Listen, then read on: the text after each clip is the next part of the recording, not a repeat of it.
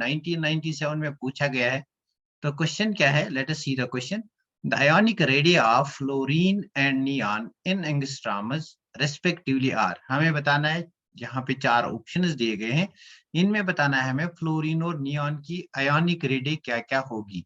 तो जल्दी से कमेंट करो इस क्वेश्चन पे, what will be the correct answer. तो हमारे पास 2 एलिमेंट्स दिए गए हैं ना, हमारे पास 2 एलिमेंट्स दिए गए हैं, एक फ्लोरीन दिया गया है, एक नियॉन दिया गया है। तो हमें बताना है इन दोनों में से इसकी आयनिक रेडी क्या होगी और इसकी आयनिक रेडी क्या होगी, है ना। यहाँ पे आपको आयनिक रेडी का वैल्यू याद नहीं रखना है, you need not to remember the value of ionic radii. अब आपको क्या पता है कि ये जो नियॉन है इट्स नोबल गैस, है ना, ये नोबल गैस है। तो अगर ये नोबल गैस है तो हमें पता है नोबल गैसेस के केस में कौन सा रेडियस डिस्कस करते हैं, वंडरवाल रेडियस, है ना। तो इसके केस में होगा वंडरवाल रेडियस, है ना।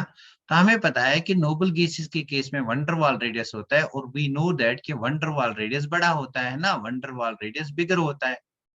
इसका वंडरवाल रेडियस जो है इसका वैल्यू जो होगा वो बिगर होगा, तो मतलब जो भी रेडियस नियॉन का होगा वो ज्यादा होगा compare to that of fluorine. अब ऑप्शंस देखते हैं, रेस्पेक्टिवली पूछा गया है, मतलब ये फ्लोरीन का है ये नियॉन का है, इजंट इट। तो यहाँ पे फ्लोरीन का 0.72 और नियॉन का 1.60।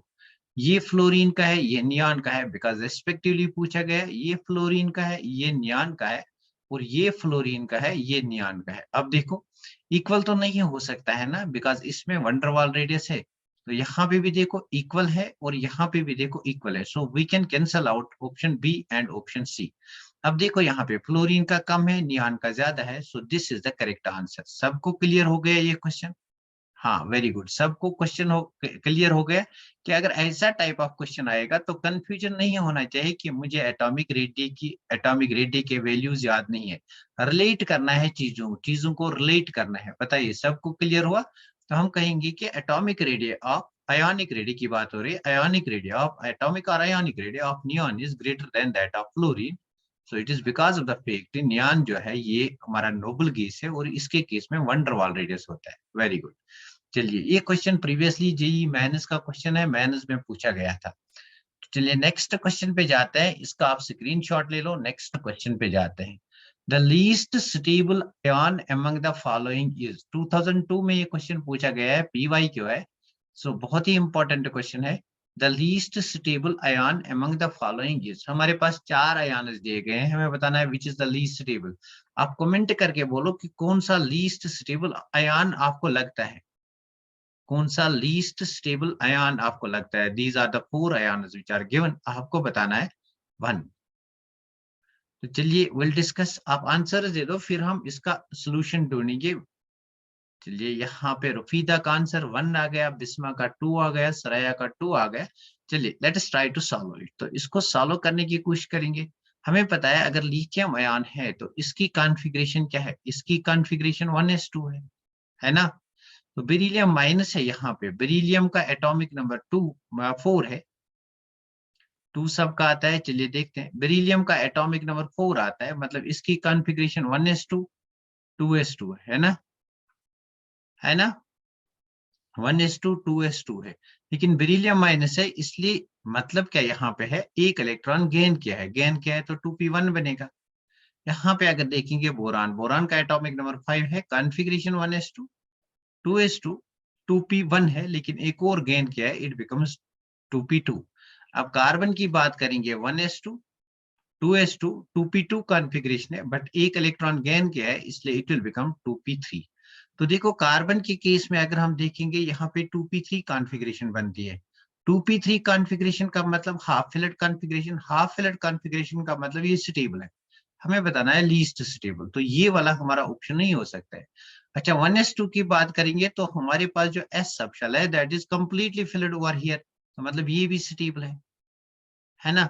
अब इसकी बात करते हैं, देखो कहाँ से बन गया है, अगर हम देखेंगे ये कहाँ से बन गया, ये बेरिलियम से बन गया है, मतलब बेरिलियम ने एक इलेक्ट्रॉन एक्सेप्ट किया है तब जाके हमारा बन गया है बी माइनस। तो बेरिलियम में अगर देखेंगे इसकी कॉन्फ़िगरेशन 1s2 2s2 है, और इलेक्ट्रॉन गेन करने के बाद क्या बनता है 1s2 2s2 2p1, मतलब यहाँ पे s सबशेल कंप्लीटली फिल्ड है और यहाँ पे p सबशेल इनकम्प्लीटली फिल्ड है ना। सॉरी, यहाँ पे कोई इलेक्ट्रॉन नहीं होगा, इनकम्प्लीटली फिल्ड है। इसका मतलब ये है कि यहाँ पे आप क्या करते हो, जब इलेक्ट्रॉन गेन होता है तो आप स्टेबल से कहाँ जाते हो, स्टेबल से अनस्टेबल जाते हो। मतलब जो बी माइनस बनता है दैट्स अनस्टेबल, तो ये वाला अनस्टेबल है, ये अनस्टेबल है कंपेयर टू दिस। ये ऑलरेडी इसके पास 2p1 है, अब 2p2 आया, कोई मतलब ही नहीं। सो the correct answer is second, second is the correct answer. किसका आंसर गलत हो गया? रफीदा, प्रैक्टिस नहीं की। रफीदा का आंसर गलत हो गया। Bisma very nice, Suraiya very good, Fazila very good, Fazila very nice.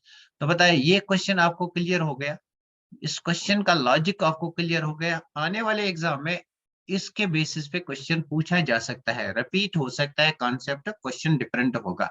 बताइए सब बता, क्या ये कॉन्सेप्ट क्लियर हो गया आपको? ऐसा टाइप ऑफ क्वेश्चन आया तो कैसे इसको अप्रोच करना है? तो I move to the next question, अगर ये क्लियर हो गया तो। Very good, very nice, very nice. चलिए नेक्स्ट क्वेश्चन पे जाते हैं, इसका स्क्रीनशॉट ले लो, विल सी नेक्स्ट क्वेश्चन।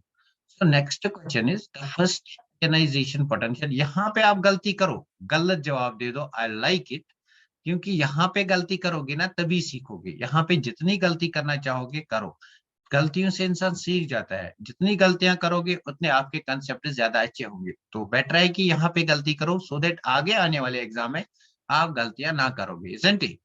तो चलिए ये वाला क्वेश्चन देखो, the first ionization potential that's ionization energy of sodium is 5.1 electron volt. तो व्हाट इज गिवन, कि गिवन है हमारे पास सोडियम है और इसकी फर्स्ट आयनाइजेशन एनर्जी क्या है? Ionization energy means we have lost electron from this. तो ये जो आयनाइजेशन एनर्जी यहाँ पे है, इट इज गिवन कि इट इज 5.1 इलेक्ट्रॉन वोल्ट। तो what is asked, the value of delta H E G, मतलब enthalpy of electron gain enthalpy, that's electron affinity. तो हमें क्या बताना है? हमें बताना है इसका delta H E G electron gain enthalpy कितना होगा, ये हमें बताना है ना? किसी ने इस पे कमेंट किया, इसका आंसर बताओ। तो चलिए देखो, ये जो रिएक्शन है, अगर मैं इस रिएक्शन को फ्लिप करूंगा मतलब ये जो प्रोडक्ट है इसको रिएक्टेंट बनाऊंगा और रिएक्टेंट को प्रोडक्ट बनाऊंगा। चलिए चेक करते हैं। देखो इस रिएक्शन को फ्लिप करेंगे, ये क्या है, ये प्रोसेस क्या है, ये स्टेप क्या है? This is ionization energy, because यहाँ पे इलेक्ट्रॉन लॉस होता है। अब डेल्टा एच ई जी क्या है? इलेक्ट्रॉन गेन एंथैल्पी, मतलब इलेक्ट्रॉन को गेन करना है, मतलब इस रिएक्शन को रिवर्स करना है। तो इस रिएक्शन को रिवर्स करते हैं Na प्लस, ये इलेक्ट्रॉन एक्सेप्ट करेगा तो यहाँ पे क्या बनेगा? Na, है ना? इलेक्ट्रॉन एक्सेप्ट करेगा तो इलेक्ट्रॉन इस नेगेटिव चार्ज से ये पॉजिटिव चार्ज खत्म होगा और हमारा Na बनेगा।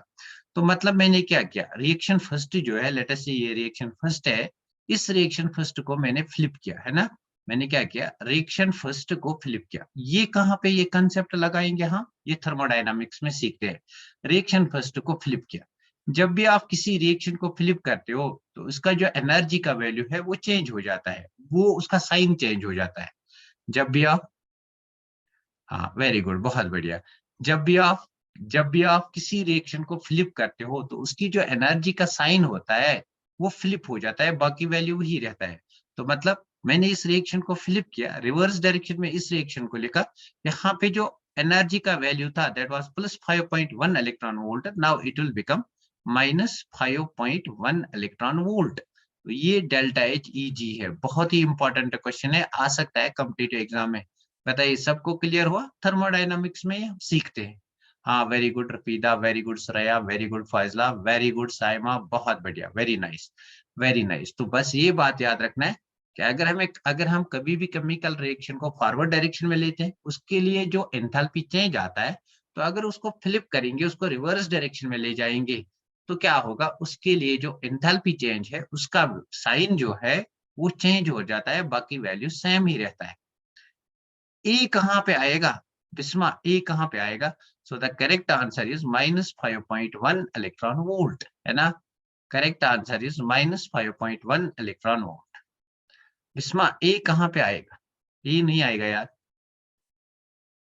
तो चलिए इस क्वेश्चन का स्क्रीनशॉट ले लो। पहले मुझे बताइए ये क्वेश्चन क्लियर हुआ? Raise your hands if this question is clear to you. If this question is clear to all of you, raise your hands. Very good, बहुत बढ़िया, very nice, very nice, very nice. तो इसका screenshot ले लो, will move to the next question. Next question पे जाते हैं, इसका स्क्रीनशॉट ले लो, नेक्स्ट क्वेश्चन पे जाते हैं।